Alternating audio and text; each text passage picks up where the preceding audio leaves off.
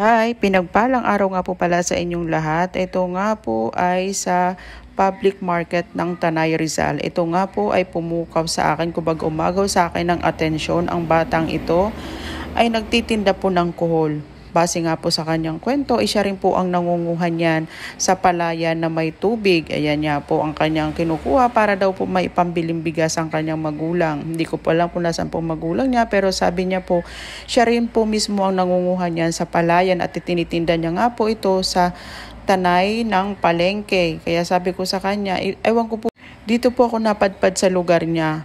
Hindi naman po ako lagi dumadaan. Diyan po mismo ako sa kabila. Ito po kasi nasa kabilang side po ito. Pero hindi ko po alam. Pero talaga siguro sinasadya rin po talaga ni Lord na mabilang ko siya. Kasi anong oras na nga po, hindi pa po siya umuwi.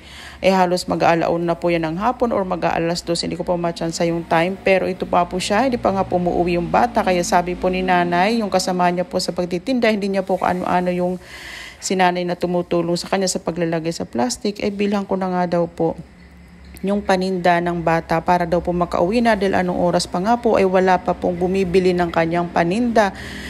Kaya ang sabi po sa akin ni nanay, bilhin ko na nga daw po lahat ng kanyang paninda para daw po makauwi na yung bata at para makabili na po ng pagkain. Kaya kung mapapansin nyo po, yung kanyang suot ay okay naman po ang kanyang damit. Kaya lang po wala pong tsinelas yung bata dahil imbis nga daw pambili ng tsinelas ay bibili na nga lang daw po niya ng pagkain dahil kailangan daw po ng magulang niya.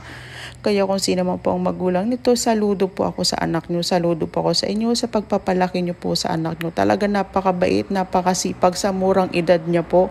Ay talaga marunong na po maghanap buhay para lang po kumita ng pera at may pambili po ng pagkain para po sa magulang niya. Tumutulong po talaga siya. Samantalang po yung ibang bata na kaedaran niya ay nasa mga bilihan na po ng gamit sa school, busy na po sa pag-iintindi ng mga gamit. Samantalang po itong batang ito ay busy pa po sa paghahanap buhay para po may makain sila. Kaya sobrang nakakaantig ng puso po ang batang ito sa kanyang hanap buhay.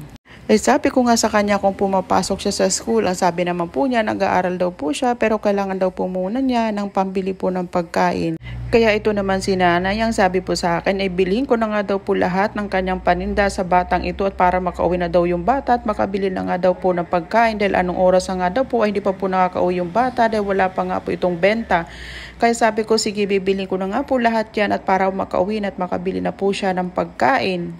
Kaya nung binayaran ko po yung kanyang paninda na halagang 120 ay tuwang-tuwa po ang bata. Lord, sana yung mga ganitong tao ay sana pagpalain niyo po at bigyan niyo po sila ng pagkakataon na makaraos po sa kahirapan.